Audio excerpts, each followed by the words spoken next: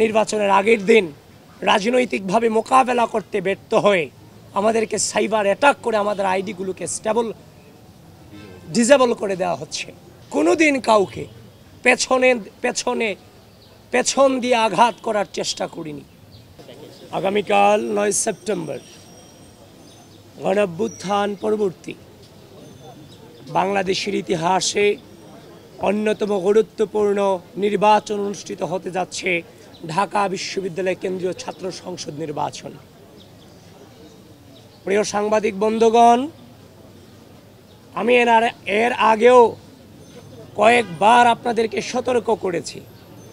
আপনাদের মধ্য দিয়ে গোটা জাতিকে এবং গোটা ঢাকা বিশ্ববিদ্যালয়ের শিক্ষার্থীদেরকে আমি সচেতন করার চেষ্টা করে গিয়েছি যে নির্বাচনের আগের দিন নানান ধরনের সাইবার অ্যাটাকের এদের প্রিপারেশন আছে। আমি যে সংখ্যাগুলো করেছিলাম তারই প্রমাণ মিলল আজ সকাল 9টা সাড়ে 9টার দিকে। আমি ঘুম থেকে উঠে আমি যখন প্রিপারেশন নিচ্ছিলাম আমি বাসা থেকে বের হব, ঠিক ওই মুহূর্তে আমি দেখতে পেলাম আমার আইডি নাই হয়ে গেছে, ডিসেবল হয়ে গেছে। আমি বিভিন্ন প্রমাণাদির মধ্য দিয়ে ইনস্ট্যান্ট আপিল করে আমি প্রাথমিকভাবে আমার আইডি নিয়ে আসছিলাম। প্রথমবার যখন আমি দেখলাম ব্ল্যাঙ্ক দেখাচ্ছিল, এর পরবর্তীতে আমি আইডি উদ্ধারের পরে আমি আমার ফেসবুক প্রোফাইলে একটা পোস্ট করেছিলাম যে ঢাকা বিশ্ববিদ্যালয় এবং বাংলাদেশকে সচেতন থাকবার জন্য। ঠিক এই পোস্টের 56 থেকে 57 মিনিট পর আবারও একইভাবে আমার আইডিকে ডিসেবল করে দেওয়া হয়।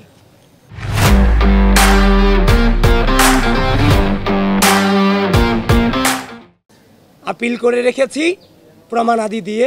আমি জানি না আমি আইডি আর নির্বাচনের আগে ফিরে পাবো কিনা। প্রিয় সাংবাদিক বন্ধুগণ, আমাদের আইডি দিয়ে আমরা আমাদের প্রচার কার্যক্রম চালিয়েছিলাম, প্রচুর পরিমাণে সেটা রিচও হচ্ছিল। আমরা আমাদের এই ক্ষুদ্র জীবনে ছোট থেকে আজ পর্যন্ত যে লেভেলে এসেছি সে পর্যন্ত কোনো দিন কাউকে পেছন দিয়ে আঘাত করার চেষ্টা করিনি। আমরা যোগ্যতার বিপরীতে যোগ্যতা দিয়ে লড়াই করার চেষ্টা করেছি। অপসংস্কৃতির বিরুদ্ধে সুস্থ সংস্কৃতি দিয়ে লড়াই করার চেষ্টা চালিয়ে গিয়েছি। আজ আমরা দেখতে পেলাম নির্বাচনের আগের দিন রাজনৈতিকভাবে মোকাবেলা করতে ব্যর্থ হয়ে আমাদেরকে সাইবার অ্যাটাক করে আমাদের আইডিগুলোকে ডিসেবল করে দেওয়া হচ্ছে। প্রিয় সাংবাদিক বন্ধুগণ, এই ঢাকা বিশ্ববিদ্যালয় 5 আগস্ট পূর্ববর্তী সময়ে আমরা লড়াই সংগ্রাম চালিয়ে গেছি সকল রাজনৈতিক অপসংস্কৃতির বিরুদ্ধে, এবং 5 আগস্ট পরবর্তী সময়ে সুস্থ রাজনৈতিক সংস্কৃতি চর্চা করতে গিয়ে আমরা একটা অদৃশ্য শক্তির বিরুদ্ধে এই ক্যাম্পাসে লড়াই চালিয়ে গিয়েছি, যারা শিক্ষার্থীদের মানবাধিকার বিশ্বাস করে না, যারা শিক্ষার্থীদের মত প্রকাশকে ভয় পায়। প্রিয় ঢাকা বিশ্ববিদ্যালয়ের শিক্ষার্থীবৃন্দ, আমাদের পথ চলা শুধুমাত্র কয়েক মাসের জন্য নয়।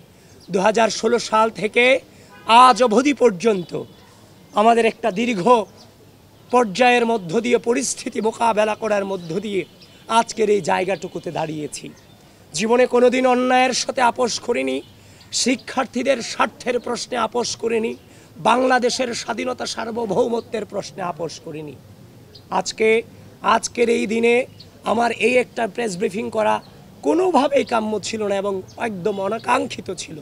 আগামীকাল নির্বাচন, আমার নির্বাচনী প্রক্রিয়া নিয়ে আমাদের ব্যস্ত থাকার কথা ছিল, কিন্তু ঢাকা বিশ্ববিদ্যালয়ের শিক্ষার্থীদেরকে বলতে চাই, যারা এই অন্যায় পথকে বেছে নিয়েছে, যারা এই প্রপাগান্ডাকে বেছে নিতে চায়, সাইবার বুলিং করে রাজনৈতিকভাবে মোকাবেলা করতে না পেরে সাইবার বুলিং করে মোকাবেলা করতে চায়, প্রিয় ঢাকা বিশ্ববিদ্যালয়ের শিক্ষার্থীবৃন্দ, আপনারা আগামীকাল 9 সেপ্টেম্বর ব্যালটের মধ্য দিয়ে তার জবাব ইনশাআল্লাহ আপনারা দেবেন, সেটা আমরা বিশ্বাস করি। জীবনের প্রতিটি পড়তে খুব বাজে সিচুয়েশন অতিক্রম করেছি, কিন্তু বারবার একটা বাক্য উচ্চারণ করেছিলাম যে মিথ্যার শক্তিতে কেউ বিভ্রান্ত হয়েও না। আজ ওই মধুর ক্যান্টিন থেকে বলতে চাই, মিথ্যার শক্তিতে কেউ বিভ্রান্ত হবেন না, সত্যের জয় সুনিশ্চিত। এবং আবারও বলছি, প্রিয় ঢাকা বিশ্ববিদ্যালয়ের শিক্ষার্থীবৃন্দ, ঝড় থাকুক, বৃষ্টি থাকুক, যত প্রতিকূল আবহাওয়া কিংবা পরিস্থিতি থাকুক, আগামীকাল সকল অপপ্রচারকারীদের জবাব আপনাদের ব্যালটের মধ্য দিয়ে দিতে হবে। এবং হয়তোবা আমাদের আইডি দিয়ে আর কোনো প্রচারণা কিংবা আহ্বান আমরা জানাতে পারবো না। প্রিয় সাংবাদিক ভাইয়েরা, আপনাদের মধ্য দিয়ে গোটা জাতিকে এবং ঢাকা বিশ্ববিদ্যালয়ের শিক্ষার্থীদেরকে আহ্বান করতে চাই, আগামীকাল আমাদের প্রত্যেককে নেতৃত্ব দিতে হবে। নেতৃত্ব মানে দায়িত্ব পালন। এই রাষ্ট্রের ক্রুশাল মোমেন্টে প্রার্থী হিসেবে আমরা দায়িত্ব পালন করব। সাধারণ শিক্ষার্থী হিসেবে আপনার ভোটাধিকার যথাযথভাবে প্রয়োগের মধ্য দিয়ে আপনারাও দায়িত্ব পালন করবেন, এটুকুই আপনাদের কাছে আকুল নিবেদন। প্রত্যেকটা মুহূর্তে বাজে বাজে পরিস্থিতি অতিক্রম করেছি।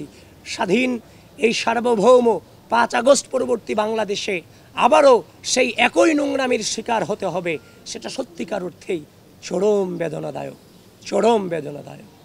প্রিয় বন্ধুগণ, আবারও বলছি, যারা মানবাধিকারে বিশ্বাস করে না, মত প্রকাশে বিশ্বাস করে না, ঢাকা বিশ্ববিদ্যালয়ের শিক্ষার্থীরা আগামীকাল তাদেরকে ব্যালটের মধ্য দিয়ে জবাব দিবে ইনশাআল্লাহ।